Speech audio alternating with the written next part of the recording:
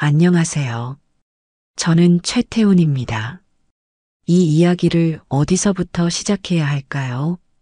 어쩌면 새해 아침 버려져서 길을 잃었던 순간부터일지도 모릅니다. 그날 저는 모든 것을 잃었다고 생각했습니다. 그러나 인생은 예상과는 전혀 다른 방향으로 흘러가더군요. 제가 걸어온 길을 돌이켜보면 수없이 많은 선택과 순간들이 있었습니다. 그리고 그 선택들이 저를 지금 이 자리까지 이끌었습니다. 이제 그 이야기를 들려드리려 합니다. 영상 시작 전 구독과 좋아요 부탁드립니다. 오른쪽 아래에 구독 버튼 눌러주세요. 새해 아침 골목길에는 아이들의 웃음소리가 끊이지 않았습니다. 새빨간 복주머니를 손에 쥔 아이들은 어른들에게 공손히 세배를 올리고 받은 세뱃돈을 들고서 환하게 웃었습니다. 집집마다 문을 열어둔 채로 친척들과 음식을 나누었고 한옥기와 위로는 아침 햇살이 부드럽게 내려앉았습니다. 거리를 지나는 사람들은 한복을 차려입고 서로의 안부를 물으며 정겹게 인사를 나누었습니다. 어느 집에서든 떡국 냄새가 풍겼고 텔레비전에서는 설 특집 방송이 흘러나오고 있었습니다. 그러나 13살 최태훈이 있는 집안의 공기는 전혀 달랐습니다. 거실 한편에는 식지 않은 떡국 한 그릇이 덩그러니 놓여 있었고 그의 어머니는 창백한 얼굴로 소파에 앉아 조용히 담배를 피우고 있었습니다. 평소보다 더 마른 손끝이 가늘게 떨리고 있었습니다. 아버지는 전화기에 얼굴을 묻은 채 연신 누군가와 통화를 하고 있었습니다. 그러니까 조금만 더 시간을 달라고 했잖아. 이번 달만 넘기면. 그의 목소리에는 초조함이 가득 서려 있었습니다. 아버지의 등 뒤에서 태우는 조심스럽게 입을 열었습니다. 아버지, 오늘 세배 안 하나요? 그러나 어머니는 아무런 반응도 보이지 않았습니다. 그녀의 손끝에서 타들어가던 담배는 어느새 길게 재를 만들고 있었습니다. 아버지는 여전히 전화기 너머로 간절하게 애원하고 있었습니다. 정말 마지막 기회야. 제발 믿어줘. 곧 큰 돈이 들어올 거야.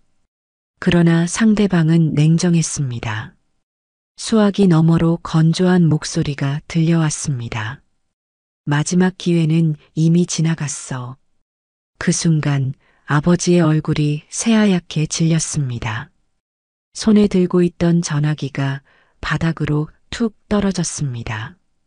그때 갑작스럽게 쿵 대문이 거칠게 열리는 소리가 들렸습니다.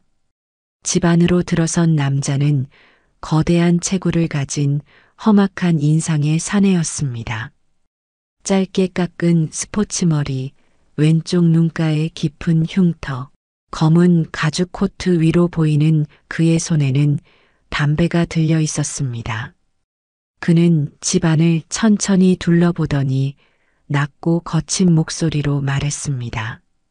오랜만이군, 최 사장. 아버지의 얼굴이 순식간에 굳어졌습니다. 그는 몸을 떨며 그 사내의 이름을 중얼거렸습니다. 장만식? 태우는 본능적으로 알 수 있었습니다. 이 남자가 굉장히 위험한 사람이라는 것을 말입니다. 아버지는 입술을 떨며 다급히 변명했습니다. 장 사장, 제발 조금만 더 시간을 주세요. 부탁드립니다. 그러나 장만식은 조소를 지으며 천천히 걸어와 소파에 앉았습니다. 그는 담배를 피우며 태훈을 흘깃 쳐다보았습니다. 시간? 내가 그렇게 자비로운 사람이었나? 그의 말투에는 가볍고도 날카로운 조롱이 섞여 있었습니다.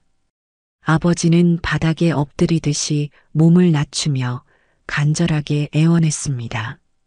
제발요, 저는 가족이 있습니다. 딱 한 번만 더 기회를. 그 순간 장만식은 비웃으며 그의 말을 끊었습니다. 가족이 있다고? 그는 태훈을 바라보며 비릿한 미소를 지었습니다. 가족이 있으면 책임을 져야지. 그런데 말이야. 그는 천천히 자리에서 일어나 담배 연기를 내뱉으며 덧붙였습니다. 빚을 갚지도 못하면서 무슨 가족이야? 태우는 아버지를 바라보며 조심스럽게 물었습니다. 아버지, 무슨 말씀이세요? 우리 어디 가나요? 그러나 아버지는 태훈을 향해 눈길조차 주지 않았습니다.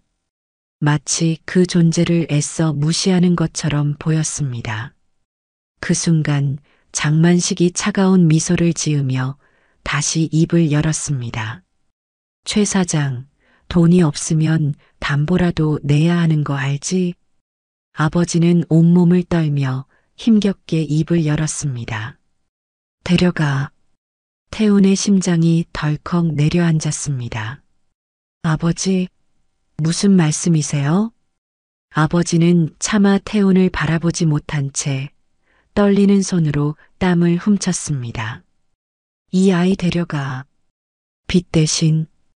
태훈은 믿을 수 없었습니다. 아, 아주 좋은 선택이야. 장만식은 만족스러운 표정으로 박수를 쳤습니다. 그는 천천히 태훈에게 다가와 머리를 쓰다듬듯이 잡았습니다. 이제 내 부모는 너랑 상관없어. 넌 내 거야. 태훈은 믿을 수 없다는 듯 어머니를 바라보며 울부짖었습니다. 어머니, 제발요. 저 데려가지 말라고 해주세요. 그러나 어머니는 끝까지 고개를 돌리지 않았습니다. 그녀의 손에는 타다 남은 담배가 덜덜 떨리고 있었지만 입술은 단 한마디도 내뱉지 않았습니다. 그리고 아버지는 한 번도 뒤돌아보지 않은 채 집을 떠났습니다. 태우는 바닥에 무릎을 꿇고 흐느꼈습니다. 제발 같이 가요. 그러나 부모는 돌아오지 않았습니다. 장만식은 태훈의 머리를 거칠게 눌렀습니다. 내 부모는 널 팔았어, 꼬마야. 이제 넌 내 소유물이야. 그의 손길이 닿자 태훈은 공포로 몸을 부르르 떨었습니다. 어린 몸이 차가운 바닥에 주저앉았습니다. 눈물도 나오지 않았습니다. 이제 시작이다, 꼬맹아. 장만식이 비웃으며 천천히 문을 닫았습니다. 쿵! 그 순간 태훈의 세상은 완전히 무너졌습니다. 태훈은 눈을 떴습니다. 그러나 주변은 칠흑같이 어두웠습니다. 축축한 공기, 곰팡이 냄새, 그리고 차가운 바닥. 손끝이 바닥을 더듬었지만 닿는 것은 딱딱한 콘크리트 뿐이었습니다. 그는 무언가 이상하다는 것을 깨닫고 몸을 일으키려 했습니다. 그러나 움직일 수 없었습니다. 손목과 발목이 무언가에 묶여 있었습니다. 차가운 쇠사슬이 그의 피부를 깊이 파고들어 따끔한 통증이 느껴졌습니다. 그제야 머릿속이 또렷해졌습니다. 나는 버려졌다. 그 순간 철문이 삐걱 소리를 내며 열렸습니다. 어두운 방 안으로 한 줄기 빛이 비쳤고 거친 발소리가 다가왔습니다. 일어날 시간이다, 꼬마야. 낯선 남자의 목소리였습니다. 그가 가까이 다가오더니 태훈의 쇠사슬을 거칠게 잡아당겼습니다. 기익 철컥. 손목을 조이던 쇠사슬이 풀리자 태훈은 무너질 듯 바닥으로 쓰러졌습니다. 몸이 무겁고 피곤하고 힘이 하나도 남아있지 않았습니다. 그가 제대로 먹은 것은 며칠 전 설날 아침에 떡국 한 그릇뿐이었습니다. 똑똑히 들어. 내가 어디 있는지 알지? 낯선 남자는 태훈의 머리를 거칠게 잡아당겼습니다. 그 순간 얼굴을 스치는 강한 빛. 태훈은 눈을 찌푸리며 주변을 둘러보았습니다. 지하실, 축축한 벽, 녹슨 철제고리, 얼룩진 핏자국. 사람들이 갇혀 있었던 흔적이 곳곳에 남아 있었습니다. 태훈은 본능적으로 몸을 떨었습니다. 그러나 공포에 압도되기보다는 상황을 파악하려 애썼습니다. 그때 뒤에서 거대한 그림자가 다가왔습니다. 잘 도착했군, 꼬맹아. 장만식이었습니다. 그는 여전히 비릿한 미소를 짓고 있었습니다. 이제부터 내가 해야 할 일이 뭔지 가르쳐 줄까? 그 순간 태훈의 뺨에 강한 충격이 느껴졌습니다. 찰싹? 얼굴이 옆으로 휘청이며 입안에서 피맛이 퍼졌습니다. 따갑고 얼얼한 감각. 그러나 태훈은 울지 않았습니다. 장만식은 흥미롭다는 듯 태훈을 내려다보았습니다. 오, 안 울어. 기대 이상인데? 그는 코웃음을 치며 말을 이었습니다. 내 부모가 널 버렸어. 돈 몇 푼에 팔아넘겼다고. 너 같은 놈은 세상에서 아무도 필요로 하지 않아. 그 말이 태훈의 머릿속에 깊이 박혔습니다. 돈이 없으면 사람도 아니다. 장만식은 태훈의 반응을 지켜보며 비웃었습니다. 내 부모도 널 돈 대신 넘겼잖아. 이제 넌 내 노예야. 그날부터 태훈의 악몽 같은 생활이 시작되었습니다. 새벽 5시, 일어나. 바닥을 차는 소리와 함께 문이 거칠게 열렸습니다. 태훈은 아직 잠이 덜 깬 상태에서 억지로 몸을 일으켰습니다. 사채업자의 부하들이 와서 그를 지하 창고로 끌고 갔습니다. 오늘도 빚쟁이들이 많이 끌려올 거다. 준비해라. 그가 해야 할 일은 단순했습니다. 무거운 짐 나르기, 바닥 걸레질, 화장실 청소, 음식물 쓰레기 처리, 창고에서 빚 독촉 서류 정리. 그러나 진짜 끔찍한 일은 따로 있었습니다. 빚을 갚지 못한 사람들이 끌려오면 태훈은 그들을 대신해 폭력을 당해야 했습니다. 이렇게 안 되려면 돈을 갚아야 한다. 장만식은 태훈을 공포의 본보기로 사용했습니다. 빚진 사람들에게 너도 이렇게 될 수 있다.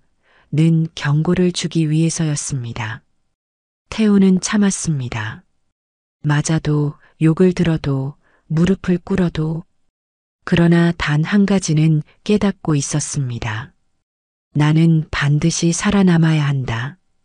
어느 날 밤 태훈은 기회를 엿보았습니다. 사채업자들이 술에 취해 있는 사이 창고의 문이 살짝 열린 틈을 발견했습니다. 태훈은 단 한 번의 기회를 노리고 있었습니다. 심장이 미친 듯이 뛰었습니다. 땀이 손바닥에 배어 나왔습니다. 그는 조용히 발소리를 죽이며 밖으로 빠져나갔습니다. 이제 도망칠 수 있어. 그러나 이 자식 어디가? 뒷덜미가 거칠게 잡혔습니다. 태훈은 전력을 다해 도망쳤지만 결국 골목길에서 붙잡혔습니다. 그날 밤 그는 손톱이 빠질 정도로 두들겨 맞았습니다. 살려주세요. 그러나 아무도 도와주지 않았습니다. 바닥을 기어다니며 그는 생각했습니다. 나는 왜 이렇게까지 살아야 할까? 그러나 그 순간 태훈의 머릿속에 떠오른 한 가지. 나는 반드시 살아남아야 한다. 태훈은 손가락을 천천히 움직이며 감각을 확인했습니다. 온몸이 욱신거렸고 깊은 곳에서부터 울컥 올라오는 통증이 그의 정신을 붙잡았습니다. 그러나 그는 울지 않았습니다. 어두운 지하실의 천장을 바라보며 그는 다짐했습니다. 이대로 죽을 수는 없다. 그는 지난 1년 동안 모든 것을 배웠습니다. 사채업자들이 돈을 관리하는 방법, 빚을 받아내는 방식, 그리고 그들이 허점을 보이는 순간까지도 그가 살아남기 위해서는 탈출해야 했습니다. 하지만 무작정 뛰쳐나가면 다시 붙잡힐 뿐이었습니다. 철저한 계획이 필요했습니다. 태우는 조용히 주위를 살폈습니다. 사채업자들은 밤마다 술에 취해 창고에서 포커를 치곤 했습니다. 그때가 가장 경계가 허술한 순간이었습니다. 그는 몇 달 전부터 창고 안에 숨겨진 검은 가방을 본 적이 있었습니다. 거기에는 비자금이 가득 들어 있었습니다. 그것이 바로 그의 티켓이었습니다. 그날 밤 태우는 평소보다 더 조용히 움직였습니다. 거칠게 숨을 몰아쉬는 사채업자들의 목소리가 들렸습니다. 건배하자. 올해도 돈 많이 벌자고. 술잔이 부딪히는 소리, 큰 웃음소리, 그리고 느슨한 경계. 태우는 바닥에 낮게 엎드린 채 천천히 뒷문 쪽으로 이동했습니다. 그의 손은 어느새 검은 가방의 손잡이를 잡고 있었습니다. 심장이 터질 듯 뛰었습니다.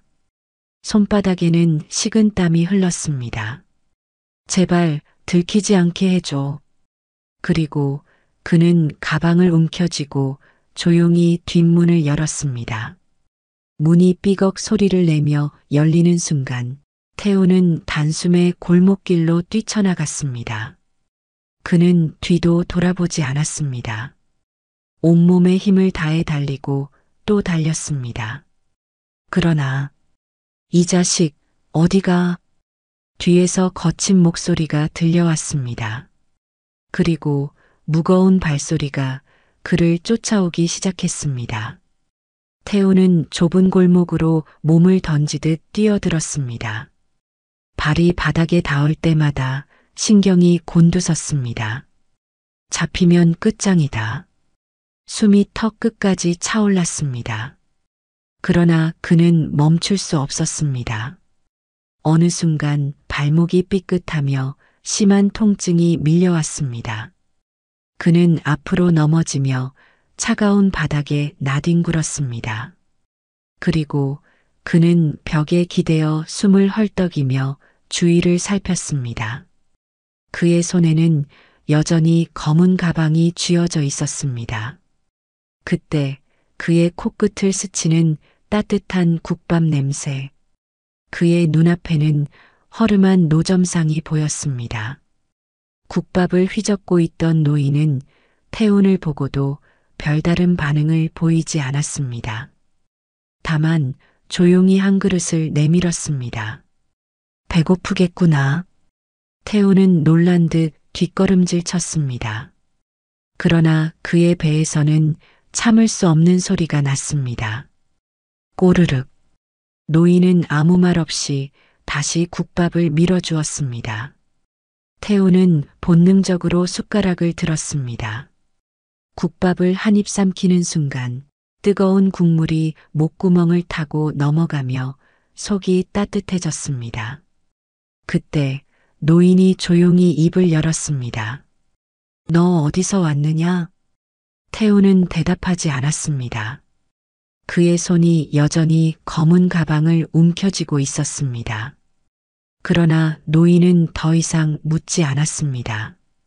그의 이름은 64세 이만수였습니다. 서울 변두리 시장에서 40년 넘게 장사를 해온 사람이었습니다. 그날 밤 태우는 국밥을 먹고 노점상 한쪽에 몸을 기대어 잠이 들었습니다. 그에게 처음으로 안전하다고 느껴지는 밤이었습니다. 태우는 새벽 공기에 몸을 웅크린 채 눈을 떴습니다. 차가운 바람이 뺨을 스치자 그는 본능적으로 몸을 움츠렸습니다. 노점상의 바닥은 딱딱했고 온몸은 여전히 피로에 젖어 있었습니다. 그러나 전날 밤 따뜻한 국밥 한 그릇은 그에게 생애 처음으로 안전하다고 느낄 수 있는 밤을 선사했습니다. 주위를 둘러보니 이만수는 조용히 가마솥을 열고 국물을 휘젓고 있었습니다. 아직 동이 트지도 않았건만 벌써 국밥을 끓이며 준비하고 있었습니다. 태우는 조심스럽게 몸을 일으켰습니다. 그는 아직도 이곳에 있어도 되는지 확신이 없었습니다. 그때 이만수가 낮은 목소리로 말했습니다. 배고프면 한 그릇 더 먹어라. 태우는 멈칫했습니다. 눈치를 보며 가만히 앉아 있자 이만수는 조용히 국그릇을 건넸습니다. 그는 아무 말도 하지 않고 숟가락을 들었습니다. 한 입, 두 입. 뜨거운 국물을 삼킬 때마다 속이 따뜻해졌습니다. 맛있느냐? 이만수가 물었습니다. 태우는 조용히 고개를 끄덕였습니다. 그러나 그 순간 문득 자신이 도망쳐온 사실이 떠올랐습니다. 그는 여전히 사채업자들에게 쫓기고 있을 것이고 언제든 다시 잡혀갈 수 있었습니다. 그런데 이 노인은 왜 자신에게 밥을 주는 것일까? 이만수는 국밥을 다 먹은 태운을 가만히 바라보았습니다. 그리고 천천히 입을 열었습니다. 밥을 먹었으면 손님이 오기 전에 바닥을 좀 쓸어라. 태우는 순간 당황했습니다. 그러나 이내 국밥 한 그릇을 대가 없이 받을 수는 없다는 걸 깨달았습니다. 그는 조용히 자리에서 일어나 빗자루를 들었습니다. 새벽 바람이 스며드는 골목길. 그는 조용히 바닥을 쓸었습니다. 이만수는 아무 말 없이 태운을 지켜보았습니다. 그렇게 첫날 태운은 국밥 한 그릇을 먹고 바닥을 쓸었습니다. 다음 날 그는 식탁을 닦았습니다. 그 다음 날은 설거지를 했습니다. 그리고 몇 주가 지나자 그는 손님들에게 국밥을 나르기 시작했습니다. 이만수는 태운에게 아무것도 강요하지 않았습니다. 그저 밥을 먹으면 일을 하라는 원칙을 지켰을 뿐이었습니다. 태운은 이를 당연하게 받아들였습니다.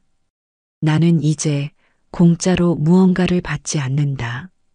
노점에서 일하면서 태운은 점점 장사의 기본을 배우기 시작했습니다. 그는 처음으로 돈은 그냥 종이 조각이 아니라 사람들의 마음에서 나온다. 라는 사실을 깨달았습니다. 손님들은 단순히 국밥을 사러 오는 것이 아니었습니다. 그들은 이만수의 따뜻한 말 한마디를 기대하며 찾아왔습니다. 이만수 사장님, 오늘도 맛있게 해주세요. 여기 국밥이 최고야. 이 집만 오면 마음이 편해져. 태우는 처음으로 돈은 신뢰에서 나온다. 는 사실을 알게 되었습니다. 사채업자들은 돈을 빌려주고 빼앗으며 강제로 사람을 억눌렀습니다. 그러나 이만수는 돈을 받고도 사람을 도왔습니다. 태우는 머릿속이 복잡해졌습니다. 이전까지 그는 돈이 없으면 사람도 아니다. 라는 말을 믿었습니다. 그러나 이곳에서는 돈이 있어도 신뢰가 없으면 끝이다. 라는 사실을 배우고 있었습니다. 태우는 어느 날 이만수에게 조심스럽게 물었습니다. 할아버지, 시장에서 장사하는 사람들이 가장 필요한 게 뭔지 아세요? 이만수는 웃으며 대답했습니다. 그야 신선한 재료겠지. 태우는 조용히 고개를 끄덕였습니다. 그는 노점에서 일하며 시장 사람들을 유심히 관찰하기 시작했습니다. 그들이 어떤 식재료를 사는지, 어떤 물건이 가장 빨리 팔리는지, 어떤 날씨에 손님이 몰리는지, 그리고 어느 날 그는 결심했습니다. 나는 작은 돈부터 굴려보겠다. 태우는 남은 용돈과 벌어둔 작은 돈을 모아 시장 사람들에게 소량의 식재료를 미리 사서 제공하는 사업을 시작했습니다. 아침 일찍 도매시장에 가서 가장 신선한 재료를 싼 가격에 사들였습니다. 그리고 필요로 하는 상인들에게 조금 더 비싼 가격으로 되팔았습니다. 결과적으로 상인들은 더 싼 값에 신선한 재료를 구할 수 있었고 태우는 작은 이윤을 남길 수 있었습니다. 처음에는 소량이었지만 점점 사업이 확장되었습니다. 이만수는 태운의 성장하는 모습을 지켜보며 조용히 미소 지었습니다. 그리고 어느 날 태운에게 물었습니다. 넌 왜 돈을 벌고 싶으냐? 태운은 단호하게 대답했습니다. 살아남기 위해서요. 그러자 이만수는 고개를 저으며 말했습니다. 살아남는 것만으로는 부족하다. 내가 더 큰 사람이 되고 싶다면 돈을 어떻게 써야 하는지도 알아야 한다. 그의 말은 태운의 가슴에 깊이 새겨졌습니다. 태운은 변하고 있었습니다. 그는 이제 단순히 노점에서 일하는 소년이 아니었습니다. 그는 시장을 유심히 관찰하며 돈이 어떻게 움직이는지를 배워나갔습니다. 처음에는 그저 작은 심부름이었습니다. 아침마다 도매시장에서 싼 값에 채소를 사서 가게에 가져다 주는 일. 그러나 점점 그는 돈이 흐르는 방향을 읽기 시작했습니다. 이 채소 3일 뒤에는 가격이 오르겠네요. 비가 오는 날엔 손님이 줄어드니 국밥보다 전을 더 많이 준비해야 해요. 이 고기는 오후 늦게 사면 값이 싸집니다. 지금 사지 말고 기다려 보세요. 이만수는 그런 태운을 보며 흥미로운 눈빛을 보였습니다. 너 장사꾼 기질이 있구나. 태운은 조용히 웃었습니다. 이제야 깨달았어요. 돈은 그냥 생기는 게 아니었어요. 태운은 점점 깨닫기 시작했습니다. 돈은 단순한 숫자가 아니다. 돈은 사람의 심리에서 나온다. 그는 상인들의 행동을 관찰하며 작은 패턴을 발견했습니다. 도매시장에서는 하루의 가격 변동이 크다. 시장 상인들은 불확실성을 두려워한다. 손님들은 할인을 받을 때 더 많이 산다. 그는 이를 이용하기 시작했습니다. 또 도매시장에서 저렴한 식재료를 미리 사둔다. 가격이 오를 때 필요로 하는 상인들에게 되판다. 는 사실을 알고 이렇게 말했습니다. 내일 재료가 더 비싸질 겁니다. 미리 사두세요. 또 상인들이 신뢰할 수 있도록 정확한 정보를 제공한다. 는 것을 깨닫고는 그는 원래 1만 원어치 채소를 사서 2만 원을 벌었습니다. 그러나 이제는 10만 원을 투자해 20만 원을 벌기 시작했습니다. 태우는 자신이 단순히 장사를 하는 것이 아니라 돈이 움직이는 방식을 배우고 있다는 것을 깨달았습니다.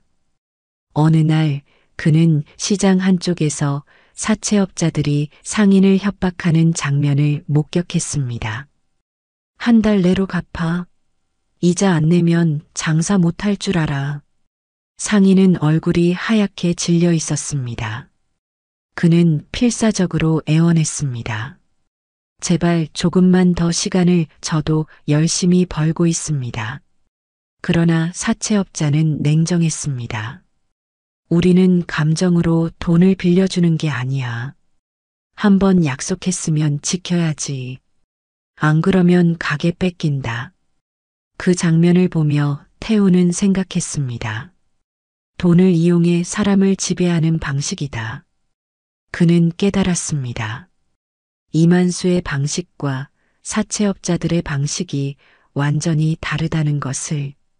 이만수는 돈을 이용해 사람들을 돕고 신뢰를 얻었습니다. 반면 사채업자들은 돈을 이용해 사람들을 겁주고 약점을 잡았습니다. 둘 다 돈을 다루는 방식이었지만 결과는 정반대였습니다. 그는 다짐했습니다. 나는 사채업자들처럼 되지 않을 것이다. 나는 사람을 무너뜨리는 돈이 아니라 사람을 살리는 돈을 벌 것이다.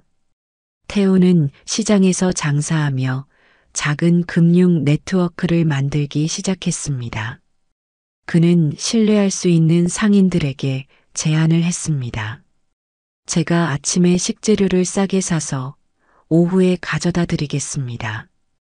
당장 돈이 부족하시면 나중에 갚으셔도 됩니다. 처음에는 몇몇 상인들만 그의 말을 들었습니다. 그러나 시간이 지나면서 그의 방식이 효과적이라는 걸 깨달은 사람들이 늘어났습니다. 태우는 단순히 돈을 빌려주는 것이 아니라 상인들이 돈을 잘 쓸 수 있도록 도와주었습니다. 그는 작은 신뢰를 쌓아가며 시장 전체의 흐름을 바꿔갔습니다. 이만수는 그런 태운을 조용히 지켜보며 미소를 지었습니다. 내가 이렇게 성장하는 모습을 보니 참 뿌듯하구나. 태운은 단호하게 대답했습니다.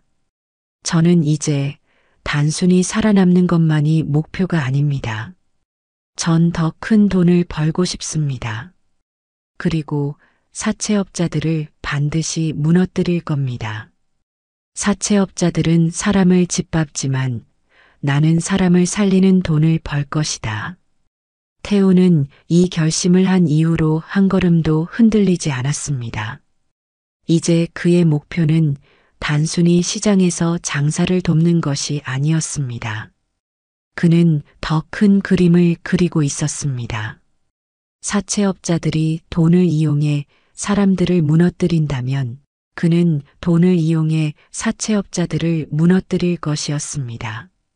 그는 점점 더 많은 시장 상인들과 거래를 하면서 자신만의 소규모 금융 네트워크를 구축해 나갔습니다. 처음에는 단순한 식재료 대금이었습니다. 그러나 이제는 장사를 하기 위해 소규모 대출을 요청하는 상인들도 생겼습니다. 2만 원만 먼저 빌려주면 내일 장사 끝나고 갚겠습니다. 한 달 안에 갚을게요. 대신 이자를 조금 드릴게요. 태우는 단순히 돈을 빌려주는 것이 아니라 상황에 맞는 금융 솔루션을 제공했습니다. 그러자 상인들은 점점 태운을 신뢰하기 시작했습니다. 기존의 사채업자들은 폭력과 협박을 이용해 돈을 빌려주었지만 태우는 신뢰와 합리적인 이자를 바탕으로 대출을 운영했습니다. 태훈이가 빌려주는 돈은 갚아야지. 사채업자들처럼 우리를 망하게 하는 돈이 아니야. 점점 그의 금융 네트워크는 커져갔고 그는 더 많은 자금을 운용할 수 있는 힘을 갖게 되었습니다. 태훈의 방식은 저금리 대출, 협박 없이 신뢰를 기반으로 한 계약, 사업을 돕기 위한 자금 지원 이었고 사채업자들의 방식은 고금리와 폭력적인 수금, 돈을 빌린 사람들을 더욱 옥죄어 갚지 못하게 만들, 빚을 빌미로 사업을 장악하고 착취였습니다. 태우는 이제 확신했습니다. 나는 사채업자들보다 더 좋은 금융 시스템을 만들 수 있다. 그러나 사채업자들은 점점 태운의 존재를 눈치채기 시작했습니다. 이상한 소문이 돌고 있습니다. 시장 사람들 중 일부가 이제 우리한테 돈을 안 빌리고 어떤 꼬맹이한테 돈을 빌리고 있다네요. 사채업자들은 처음에는 대수롭지 않게 여겼습니다. 그러나 태운의 금융 네트워크가 커지면서 그들의 돈줄이 줄어들고 있었습니다. 저 꼬맹이가 장사꾼들한테 대출해 준다는 거야? 제기랄 애송이가 감히 우리 영역을 건드려? 그들은 점점 태훈을 견제하기 시작했습니다. 어느 날 태훈이 운영하는 대추를 이용하던 한 국밥집 상인이 사채업자들에게 불려갔습니다. 너 꼬맹이한테 돈 빌렸지? 네, 하지만 저는 확실히 갚고 있습니다. 우리가 그 꼬맹이를 가만 놔둘 것 같아? 그들은 상인을 협박하며 태훈과의 거래를 끊으라고 강요했습니다. 만약 내가 또 그놈한테 돈을 빌리면 가게 문을 닫게 될 거야. 사채업자들의 위협은 점점 더 노골적으로 변했습니다. 태훈은 이를 가만히 두고 볼 수 없었습니다. 그는 단순히 시장에서 돈을 굴리는 것이 아니라 이제 본격적으로 사채업자들과의 전쟁을 시작해야 했습니다. 그는 우선 자신이 벌어들인 돈을 모아 더 큰 투자처를 찾기로 했습니다. 이제는 단순한 상인들을 돕는 것이 아니라 보다 규모가 큰 사업으로 확장할 필요가 있었습니다. 그는 몇몇 시장의 유력한 상인들과 접촉하기 시작했습니다. 제가 새로운 금융 지원 시스템을 만들려고 합니다. 한번 투자해 보시겠습니까? 처음에는 다들 반신반의했습니다. 그러나 태훈이 제공하는 신뢰와 투명한 계약 방식에 점점 설득당했습니다. 그렇게 태훈은 본격적인 금융 사업을 시작하게 되었습니다. 그는 사채업자들에게 이렇게 선언했습니다. 이제부터 내가 너희들을 무너뜨릴 것이다. 태훈은 이제 더 이상 어린 소년이 아니었습니다. 그는 스스로 돈을 벌고 금융 네트워크를 구축하며 사채업자들과 정면으로 맞설 준비를 하고 있었습니다. 그의 목표는 단 하나, 장만식을 무너뜨린다. 장만식은 한때 태훈을 노예처럼 부렸던 자였습니다. 그는 힘없는 사람들을 착취하며 사채업으로 거대한 부를 쌓아 올렸습니다. 그의 손에 망한 가게가 수십 개, 빚더미에 앉아 가정을 잃은 사람이 수백 명이었습니다. 그리고 이제 태훈은 그를 상대로 싸울 준비가 끝났습니다. 장만식이 운영하는 불법 대부업체는 외부에서 자금을 조달하여 돈을 빌려주는 방식으로 돌아가고 있었습니다. 태훈은 이 점을 이용해 장만식의 가장 중요한 자금줄을 먼저 끊기로 결정했습니다. 그는 먼저 장만식의 돈을 빌려주던 일부 투자자들에게 접근했습니다. 당신들의 투자금이 사채업으로 흘러가고 있습니다. 만약 지금 철수하지 않으면 나중에 큰 손실을 입게 될 겁니다. 태훈은 정확한 자료를 제시하며 투자자들을 설득했습니다. 그리고 점점 더 많은 투자자들이 장만식과의 계약을 철회하기 시작했습니다. 자금줄이 마르자 장만식의 조직은 점점 흔들리기 시작했습니다. 처음에는 그도 태훈을 대수롭지 않게 여겼습니다. 그러나 상황이 점점 심각해지자 그는 태훈을 직접 만나기로 결심했습니다. 장만식은 태훈을 자신의 사무실로 불렀습니다. 거대한 가죽 소파에 앉아 그는 태훈을 내려다보았습니다. 오랜만이군, 꼬맹이. 한때 우리 밑에서 일하던 내가 이렇게까지 컸다니 감회가 새롭다. 태훈은 미소를 짓지 않았습니다. 이제 저는 꼬맹이가 아닙니다. 그리고 당신을 무너뜨리러 왔습니다. 장만식은 소리내어 웃었습니다. 하하, 내가 나를 무너뜨린다고? 너 하나쯤 제거하는 건 어려운 일이 아니다. 이 자식아. 그는 태훈을 협박하려 했지만 이미 태훈은 모든 계획을 준비한 상태였습니다. 태훈은 조용히 서류 한 장을 장만식의 책상 위에 올려두었습니다. 이건 당신의 불법 대부업 기록입니다. 횡령, 강압적 채권 추심, 폭력행위, 불법 이자율까지. 이 자료가 검찰로 넘어가면 당신은 법적으로 끝장납니다. 장만식의 얼굴이 굳어졌습니다. 이걸 어디서 구했지? 태우는 침착하게 답했습니다. 당신이 만든 시스템 안에서 당신을 무너뜨릴 방법을 배웠습니다. 돈의 흐름을 알면 사람의 움직임도 알 수 있습니다. 저는 이제 당신보다 돈을 더 잘 굴릴 수 있습니다. 장만식은 조용히 서류를 쳐다보았습니다. 그리고 천천히 입을 열었습니다. 너한테 돈이 필요하냐? 그의 말에 태우는 미소를 지었습니다. 아니요. 이제 당신이 제게 필요 없습니다. 장만식은 단순한 사채업자가 아니었습니다. 그는 자신의 불법 대부업을 기반으로 여러 기업에 투자하며 합법적인 사업으로 위장하고 있었습니다. 그 중에서도 태운의 부모가 잃어버린 회사를 일부 인수한 상태였습니다. 태운은 그 회사를 되찾기 위해 주주총회를 이용하기로 했습니다. 그는 몇 년간 자신의 금융 네트워크를 활용하여 장만식이 보유한 회사의 주식을 차근차근 매입했습니다. 그리고 주주총회가 열리는 날 태우는 주주로서 참석했습니다. 그 자리에서 그는 단호하게 선언했습니다. 이 회사는 불법 자금으로 운영되고 있습니다. 장만식 대표는 사채업을 통해 불법적인 방식으로 회사를 장악했습니다. 오늘부로 저는 그를 대표직에서 끌어내리겠습니다. 주주들은 술렁였습니다. 그러나 태우는 모든 증거를 준비해 왔습니다. 그는 장만식의 불법 자금 거래 내역을 공개했고 회사의 경영진을 대상으로 합법적 조치를 발표했습니다.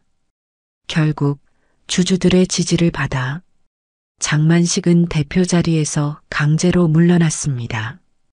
그 순간 장만식은 분노에 차서 외쳤습니다. 이 자식, 감히 날 이렇게 만들다니. 그러나 이제 그는 아무런 힘도 없는 상태였습니다. 태우는 조용히 마지막 말을 남겼습니다. 이제 당신은 더 이상 내 앞길을 막을 수 없습니다. 장만식은 결국 불법 대부업과 횡령 혐의로 체포되었습니다. 그는 감옥에 끌려가며 마지막으로 태운을 향해 소리쳤습니다. 내가 날 이렇게 만들었으니 너도 언젠가 무너질 거다. 세상은 그렇게 만만하지 않아. 그러나 태우는 더 이상 두려워하지 않았습니다. 그는 그저 조용히 말했습니다. 당신이 제게 가르쳐 준 게 하나 있습니다. 돈이 없으면 사람도 아니라는 말, 그건 틀렸습니다. 돈이 있어도 신뢰가 없으면 아무것도 아닙니다. 그렇게 장만식은 사라졌습니다. 장만식이 감옥에 가고 모든 것이 정리된 후 태우는 마지막으로 자신을 버린 부모를 찾아가기로 했습니다. 어느 쪽 방촌, 낡고 허름한 건물 사이, 길거리에 쌓인 쓰레기 더미와 곰팡이 낀 벽 사이로 낡은 천막이 바람에 흔들리고 있었습니다. 태우는 조용히 문을 두드렸습니다. 삐걱거리는 소리와 함께 그 앞에 세상에 지친 듯한 노인이 서 있었습니다. 바로 그를 버린 아버지였습니다. 그는 한눈에 알아볼 수 있었습니다. 예전의 강하고 날카로운 모습은 사라지고 깡마른 몸과 텅 빈 눈빛만이 남아 있었습니다. 누구요? 그는 태운을 알아보지 못하는 듯 했습니다. 그 순간 안에서 또 다른 쇳소리가 들렸습니다. 문틈 사이로 보이는 병든 어머니, 말라버린 몸, 허리조차 제대로 펴지 못한 모습. 태우는 조용히 눈을 감았습니다. 이들이 나를 버린 부모였다. 그러나 그는 원망하지 않았습니다. 그는 그저 조용히 입을 열었습니다. 제가 도와드리겠습니다. 부모는 아무 말도 하지 못했습니다. 아버지는 미안함에 고개를 떨궜고 어머니는 흐릿한 눈빛으로 태훈을 바라볼 뿐이었습니다. 그렇게 그는 부모를 조용히 요양원으로 모셨습니다. 그는 부모를 뒤로하고 걸어 나왔습니다. 그리고 마지막으로 뒤돌아보며 속으로 다짐했습니다. 나는 이제 복수가 아닌 더 좋은 일을 하며 살아갈 것이다. 그는 자신의 재산 일부를 기부하여 어려운 환경에 있는 아이들을 위한 교육재단을 설립했습니다. 배움의 기회를 잃은 사람들에게 새로운 길을 열어주기 위해 그는 더 이상 돈으로 사람을 지배하는 사람이 아니라 돈으로 사람을 돕는 사람이 되기로 결심했습니다. 과거의 자신처럼 힘들고 어려운 이들에게 기회를 줄 수 있는 사람이 되기 위해 그렇게 태훈은 새로운 시작을 향해 나아갔습니다.